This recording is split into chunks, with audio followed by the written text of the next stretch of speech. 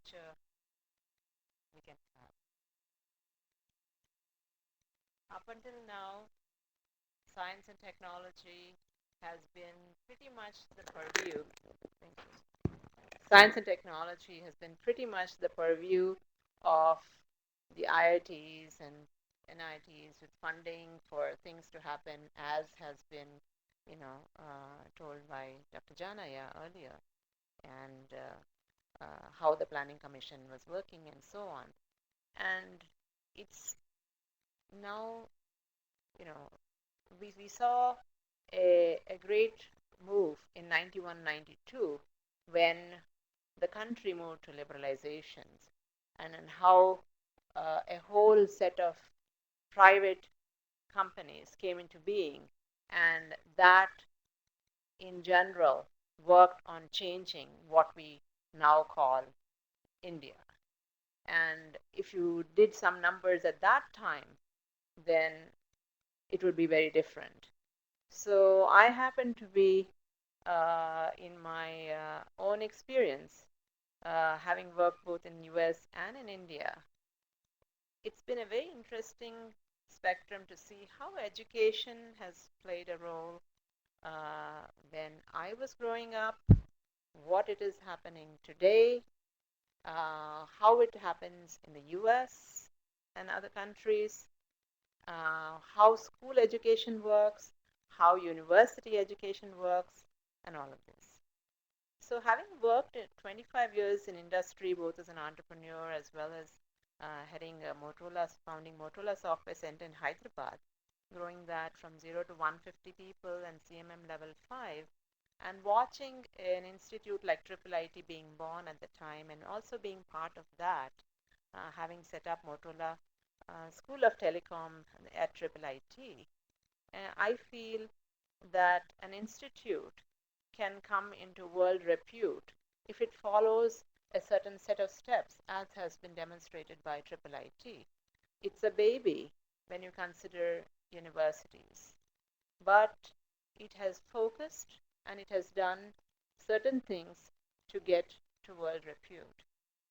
Take the instance of ISB right next door, same story. So there is something to be learned from a lot of bright spots. Again, I want to set a basic framework for our discussion, which is first when Dilip asked me and said, request me to talk, and then I read the title. It says, Promoting and Nurturing Excellence and Relevance in Science, Education, Research, and Development. I said, wow, that's a mouthful. you know, what are we talking about here? Uh, and he said, it's all regarding the STI policy. I said, that's great. So let's take it, a bit at a time and see what does all this mean. What constitutes excellence in science, education, research, and development? Let's start over there.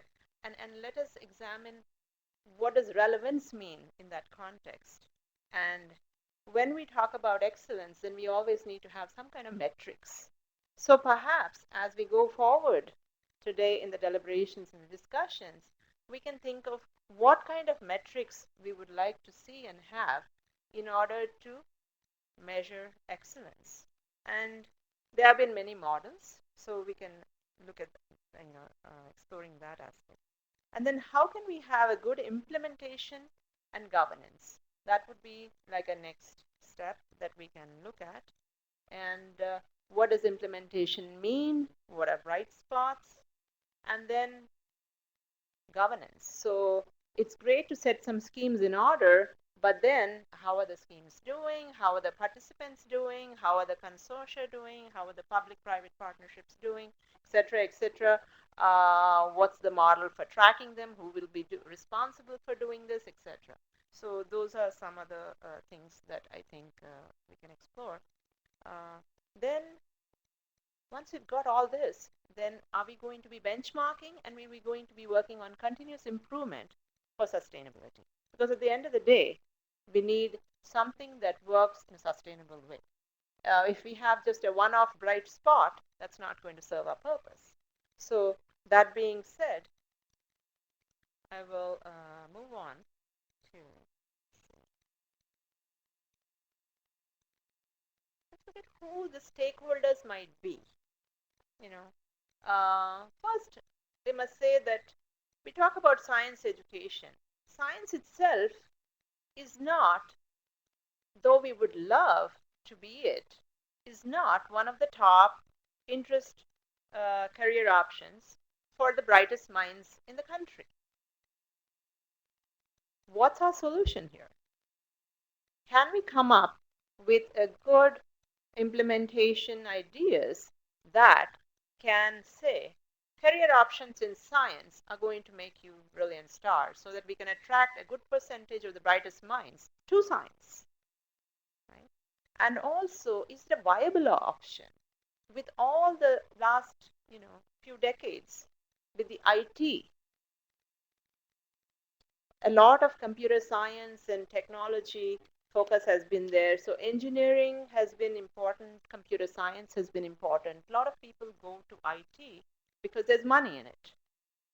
And that's what the parents want the children to do. In fact, the children don't have a choice.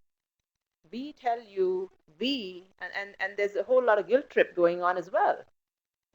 We are your parents. We ask you to go for engineering. And if it's a girl, I'm so glad to see gender parity here as one of the STI, policy, important things. A lot of women, I mean, I meet with a lot of girls in colleges in my outreach education that I'm doing in Triple IT that says, I really want to study science, ma'am, but they say I can't get married if I don't do engineering, so that's what I have to go do. And that's, really unfortunate. So, can we be doing something about it? So, here's another opportunity. And there are many stakeholders, and who has to do what? So, here's some thoughts that I've just thrown open. I said the government, they can think about how to create good career options and opportunities, and how they can say that scientists really are going to get top-notch salaries comparable with those in the IT industry and so on, or even the management. So the brilliant science minds are indeed interested in pursuing science. Otherwise, we have a disaster on our hands.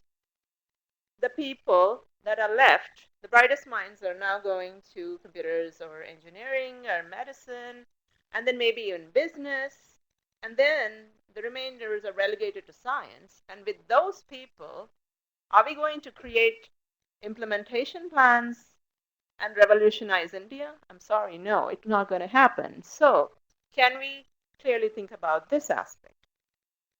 Then again, what other stakeholders may be there? I just threw up a couple more, and then there are definitely a lot more, and I'm sure, we'll all discuss more. Making science learning important. This is for teachers.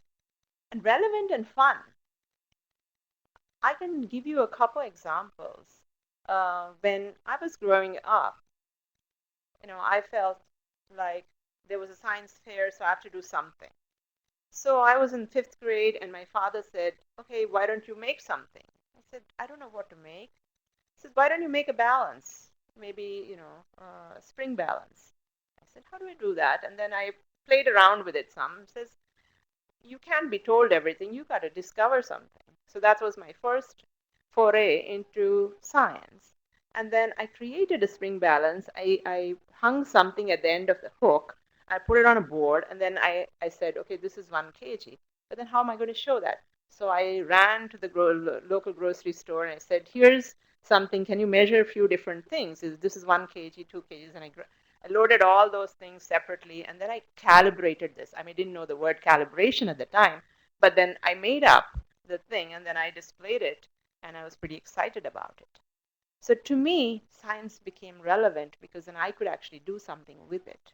I don't see a lot of that happening today in the schools.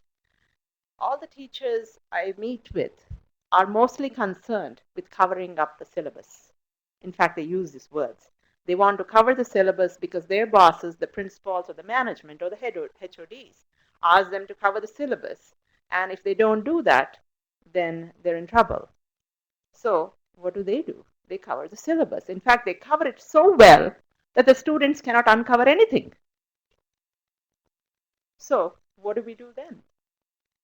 And I have the experience of having taken my children back to the US, and then after having studied in middle school and primary school here, my daughter, she went to the first day of high school and college and then came back and said, Mama, physics is really fun. I said, how come you never got so excited about physics before and you are excited about physics now? What happened?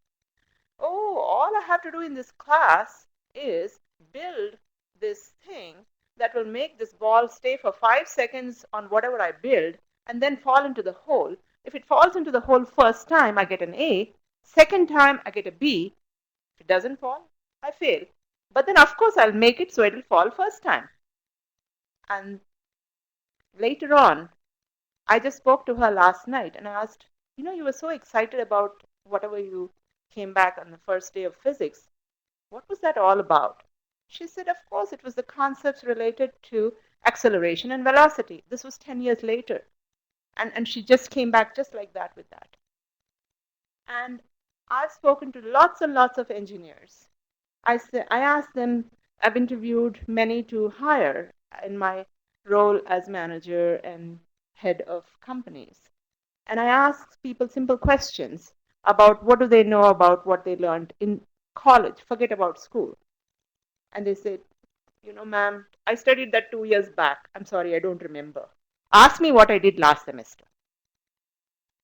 So the question is, are we making learning important and something that can be remembered as a concept? If I ask you, how many of you remember the stories told to you by your grandmother? Just a show of hands, just for fun and just to make sure that everybody's not sleeping. Can you please? How many of you remember stories told to you by your grandmother? Great. So there's a few. Now if I ask you, do you remember what you studied in the second year of college in your undergraduate? Show of hands, please. How sweet. So there's a few of them. So you must be having wonderful teachers who have inspired you so much that you remember. And perhaps you're also applying and using that to make that happen. But then more hands went up with the grandmother stories, even though that's much, much older. Now tell me why. Well, the grandmother, even though she did not know anything about teaching or learning or pedagogy or anything, she was an actor. She used this whole wonderful concept called learning styles, bringing in this whole idea that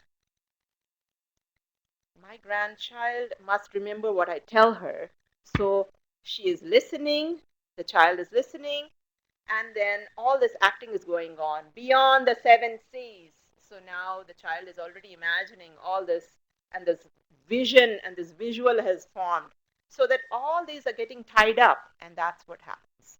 So can teachers make science learning important, relevant, and fun? Parents. Now, they're a key stakeholder. And unfortunately, today, with a lot of people having, dual, two people working, there's much less time they spend with the child, you know. And that's unfortunate because the parents do play a great role in the growing up of a child.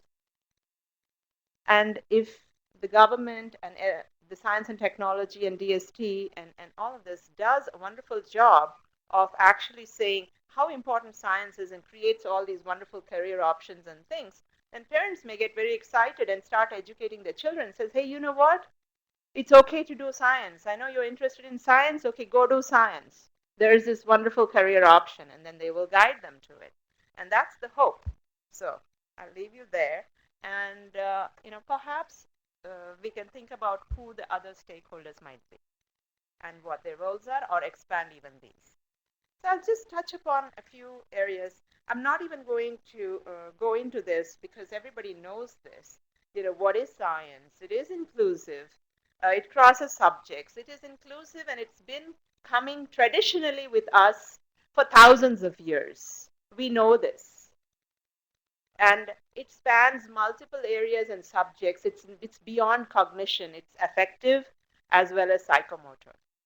The reason for all of this is that there is scientific evidence to prove that when somebody comes out and says that, okay, brother and sister should not stay next to each other as neighbors, I say, yeah, that's rubbish.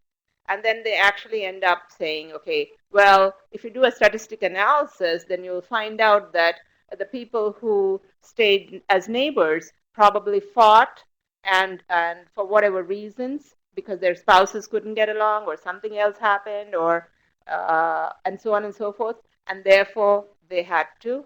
Uh, but if they lived a furlong away, they were the best of friends. So there is something that it just crosses many, many subjects. It develops all these kinds of wonderful skills. Now,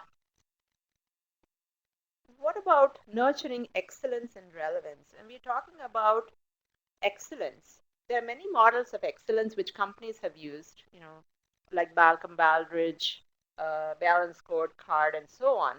And these models exist, and there's also service model excellence, and so on. So companies use them. So why not we look at that for the implementation plan over here, which can also help in the governance part of it. And can it be engaging, motivating, intellectually stimulating, and so on? Can it encourage a spirit of critical inquiry and creative innovation? I mean, science is all about curiosity. And if you ask me how is science taught today, you've got to learn up a lot of stuff, and then there's a lot of memory testing going on. So can we think about how can we actually engage the curiosity? Actually, we are all at fault for the curiosity in the child, which is very much existent. In fact, they have existential questions, right? Why should the sun come only in the daytime? Why not the moon in the daytime? Why is sky blue? They have all these questions. And some parents, they try hard and then they give all these answers. And after some time, they get tired. They have other things to do. And they say, you know what? Just be quiet and just go in your corner and don't ask any more questions. And that's a fact. But now, with the computers and Google and so on and so forth, you can encourage them to go and ask their question to Google and get their answer instead of curbing their curiosity. So, can we engage students at a K to 12 level in answering their own questions and discussing among themselves, keeping the curiosity alive? Because the curiosity that was there is died. And also, can we set high expectations for our students? In other words, if we have students and the children come home, the mother asks, okay, what did you do in school? On the other hand, this Nobel Prize winner's mother, a Jewish mother, she asked the child, Izzy, today did you ask a good question in class? Now, that's high expectations. So the child is expected to ask a good question in class, which means they have to be curious about things and ask questions. So, a whole mindset is different. So there's a whole lot of things in this process of the last 5 years that I endeavored into. Is there is things about theories of learning, there's student learning styles. When I've talked to teachers with 40 years of experience and 50 years of experience, I realized that they had never heard of learning styles or never heard of Bloom's taxonomy, but they've been happily teaching and so on. And some over the period of years, they've figured these things out. But there are others that may retire and then they will never know about this. But perhaps if they knew about certain things, then they would be that much better at teaching. So we devised a 3-day workshop called Art of Teaching and encompassed all these things and made them also learn Wiki and put their lesson plan in it and develop a lesson plan using Wiki and then make a presentation and so forth. So they integrate all this learning. So I was very happy to see all this being integrative learning and integrative things of science, technology, and innovation. So I thought I'd throw that in.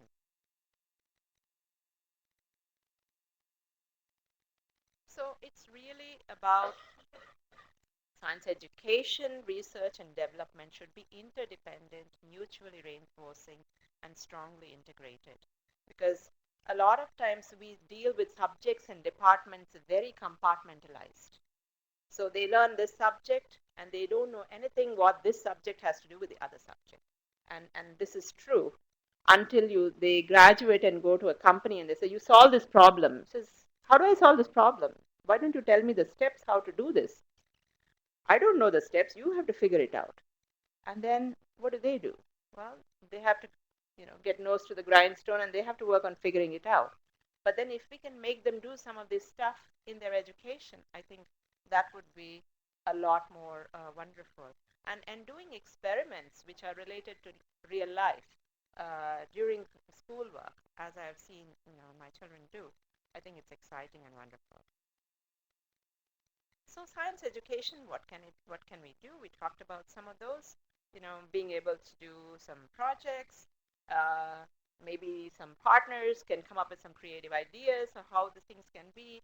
Maybe, ICRSAT can engage in talking to colleges and being able to master train people in engaging them into small ideas of how to think about these things. And just to think that relevance and all that doesn't even come when you are in high school or college. My 5-year-old, just before we moved back to India in 91, was going to this, he wasn't even going to school. He was going to kind of a daycare center called University of Gymnastics. And they used to discuss about saving the trees.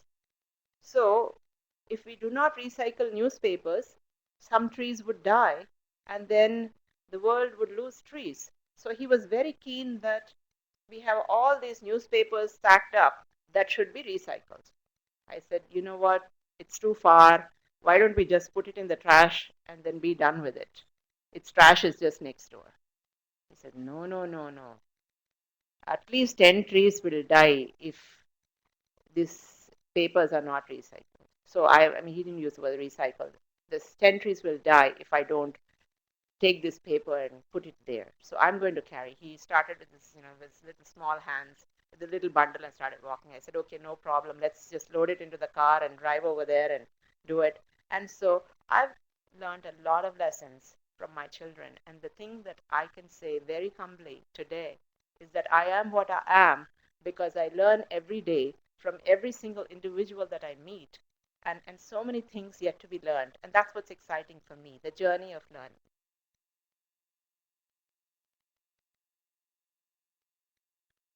And course material. I want to just make a statement that, in the old days when the British set up our university systems and the curriculum and syllabus and all that, they had an intention. They wanted a whole bunch of people to be conformity thinking, and then everybody learned the same stuff, everybody did the same stuff, and then they were operating the machines or things, and they wanted like an army of this kind of people. Well, now we need innovators.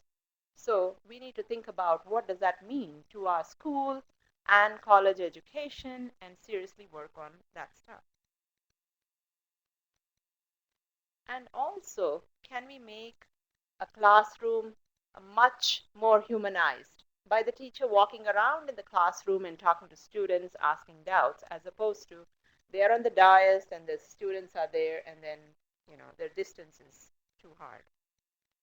And being able to work with industry and government to identify new areas, this is going to be the greatest excitement, I feel.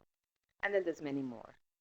And science research, what can we do? I'll just throw in a few things over here. Research should be well funded to instill confidence. I know that Nirmalya said that there's, and others have said that there's like 5,000 crores and whatever. It's great. But is that money going to be available to serious people who want to do things and can put together serious proposals to do things in a collaborative way? And I'm so excited about collaboration because I really think that's the way to go.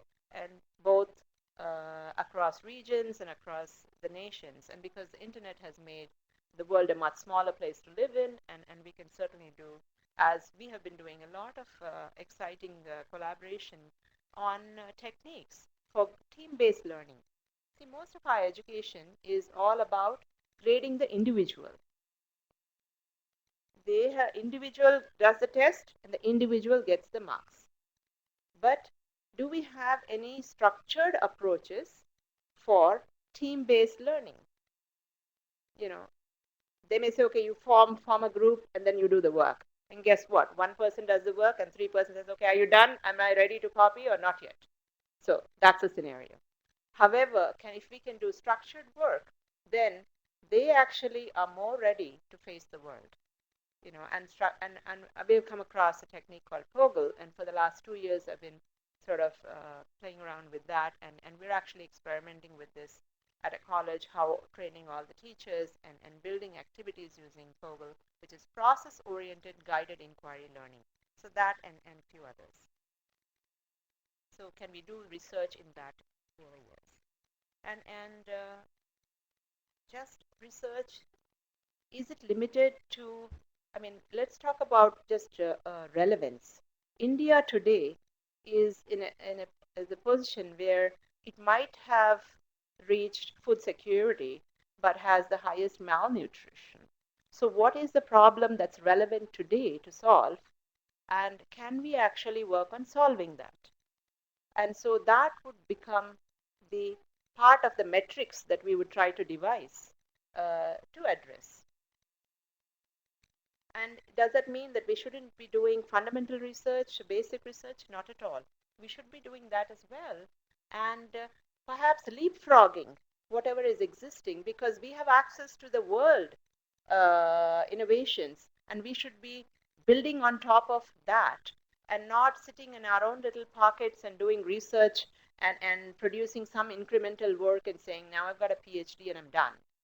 So this is where I think careers in research and science, if they are properly motivated, will attract the best minds. Science development, what can we do? So again, a few ideas. So I've sort of split these words and just working with them, and we can look at them in all integrated as well.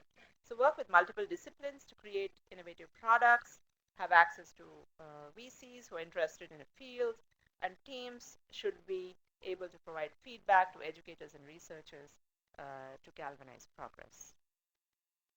In summary, I come back to where I started, and I also want to talk about a few things in this. As what constitutes excellence in science, education, research, and development? We talk about relevance. Let's take the important issues that India faces today. 10 years from now, those may not be relevant. Then we'll come up with another set of relevant issues that we tackle at that time because we would have progressed. And so we have to constantly reevaluate and look at what is important and relevant and be excellent at that. And for excellence, we can apply models which are available, and we can use metrics to design what should be observed for each of those, and then actually come up with the implementation plan. Because any vision is only as good as its implementation. And I'm a great believer in completing the full circle. We have to have the idea, we have to have the implementation, and we have to measure the implementation, and then come back and fix the idea if needed, and make complete circle. And then can we have a good implementation in governance? We have got lots of wonderful bright spots in our country. I mean, I'm sure some of you have heard of Sugata Mitra and his hole in the wall experiment, and how he claims that all the education that we have today need to be just redone, and then how slum kids can actually learn on their own computers. And also the barefoot college is another example where grandmothers have become solar engineers in 6 months of training, and you don't need to go through so much of formal school and so forth. So maybe education is overrated, and maybe it's not addressing the real deal. And so the key is that, can we take bright spots and learn from that and see how we can do a scaling, and then do a governance on that. And then benchmarking and continuous improvement. So continuous improvement too, there's various models like Kaizen and software engineering, the CMM level 5 and so on. So it's important to know what you've done and how much time and effort it's taken to do it, and then how can you be better. Every single time, how can you be better? And if you're focused on that, your productivity will be higher, Also, you will give yourself more time for doing all the fun stuff that you want to do, research, productivity, and other things. So this is where we are. And then we have to benchmark ourselves with the best. I mean, I do not think we should be looking at the best in India and trying to do something related to that, because the best in India, as we already know, maybe light years behind in some cases and light years ahead in other cases.